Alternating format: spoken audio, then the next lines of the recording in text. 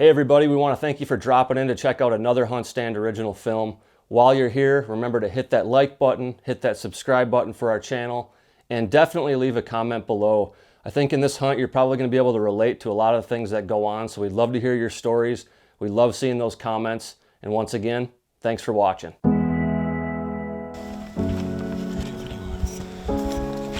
I'm so stoked right now. It's been a long time coming for me to get a rifle in my hand and go after some whitetail deer. It's opening day of rifle season here in Nebraska. I'm just getting cut loose on this property out here. Never seen it before in my life. I've only seen it on Hunt Stand. We are going in first light, so it's gonna be a little bit easier. It's not pitch black out here, but just the level of excitement I have to walk into a property I've never seen and just freelance and try to go kill a buck is just bad to the bone. So let's go do this.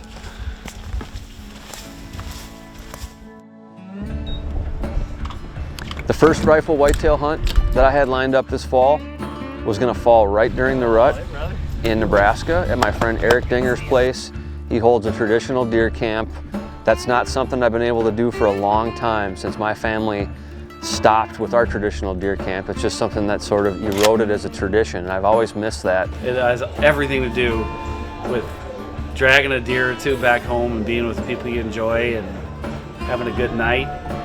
And you know, for a lot of people that are here, this will be their only experience like this.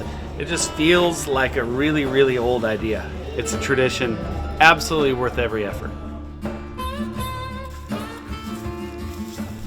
November 13th, one of the prettiest days I've ever had a chance to sit for whitetails during the rut. It's cold, it's clear, there's just enough breeze for the wind to be consistent in direction.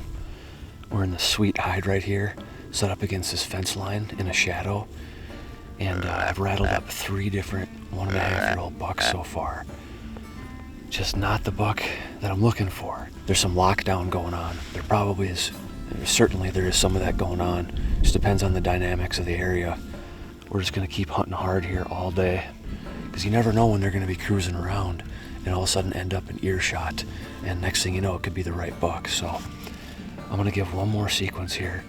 Probably gonna give it about another 40 minutes after that, and then I'm gonna go try to circle around downwind of another woodlot and set up there for a while and try some more rattling. But overall, just a beautiful, beautiful morning in the whitetail woods, and there's nowhere else I'd rather be. I was able to rattle up 3 different young bucks, and I figured it was just a matter of time before a better representative older age class buck would fall prey to my rattling. Coming to the end of that first day, and I decided to sit at the back corner of this property because the wind was going to be right so I could overlook this little creek bottom. And sure enough, coming into the final window of shooting light, a buck pops out of this creek bottom. I'm steady, I'm stable. He wasn't moving that fast. You don't need to lead a deer when you're shooting a bullet going 3,000 feet per second at that distance when he's moving at that speed. And so I just put it right on the point of his shoulder and squeezed, and I had no doubt that I had killed that deer.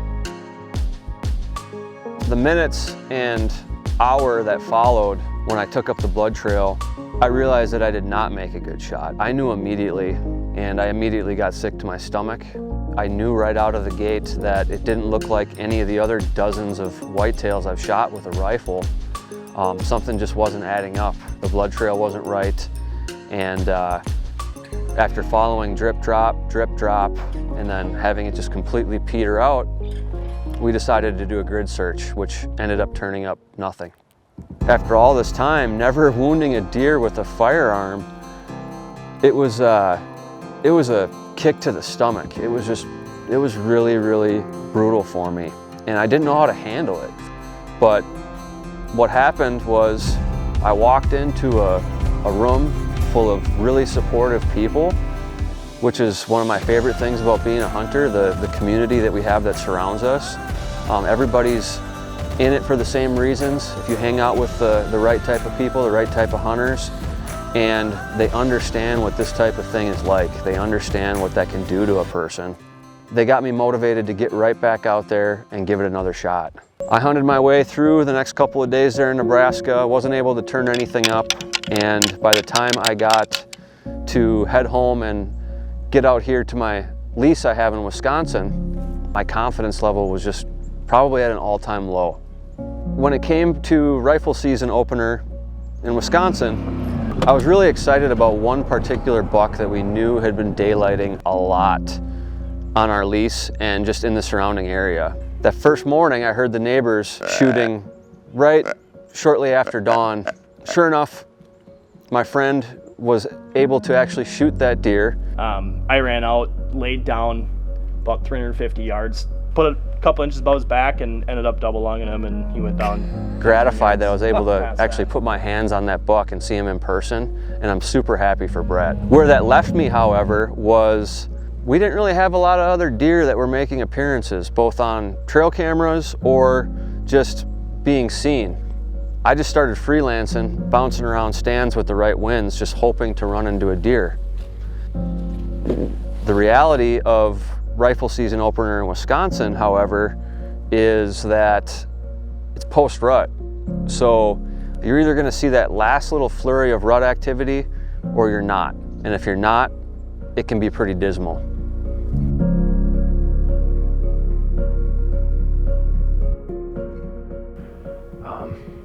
I don't really know what to say about it. We're just putting in our time, hoping for a miracle. We're gonna be out here all day. And it's tough.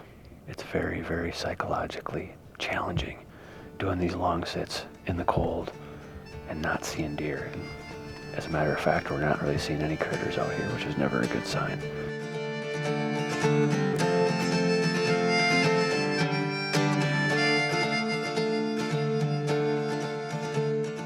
Six hours in here in the old shoot house, exhausted my supply of unhealthy sugar-filled snacks. My coffee, or my remaining drops of coffee, are now cold. My bottle of water was partially frozen.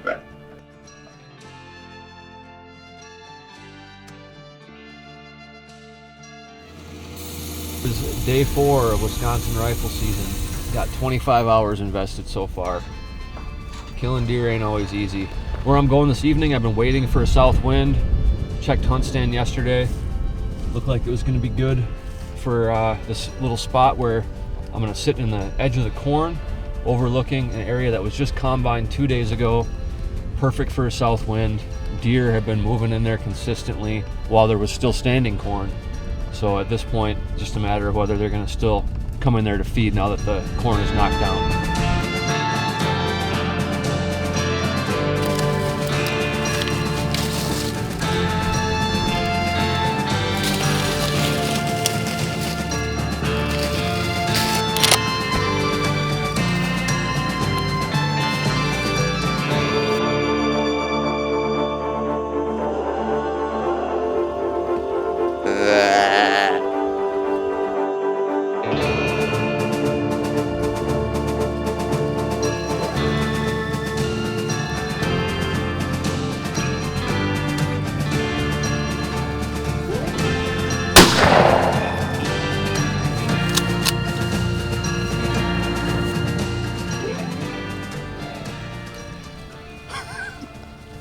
It's been a long couple of weeks. I don't have words, honestly. I'm grateful. I'm just so grateful. I mean, this is the longest I've gone in 6 years without shooting a big game animal with a rifle this late into the season. I live for this stuff. It's insane. I figured I had made the shot, but the deer ran off the field, and that night we were not able to find a single drop of blood.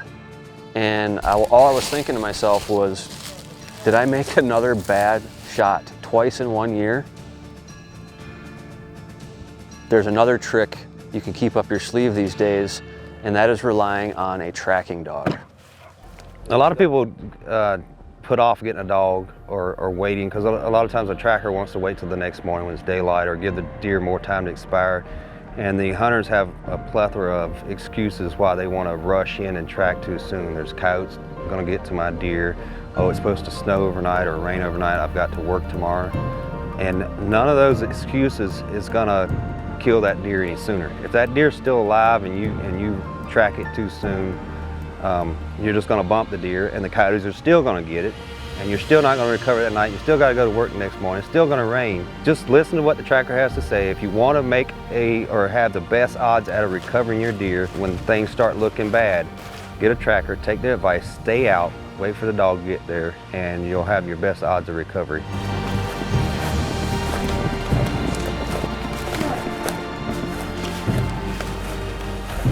What a great deer. Oh man. Callie, come here. Can't even.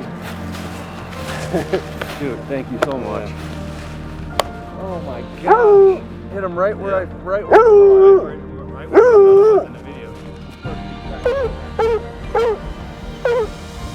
I don't even know what to say. I'm just so thankful. This has been a roller coaster ride of a season.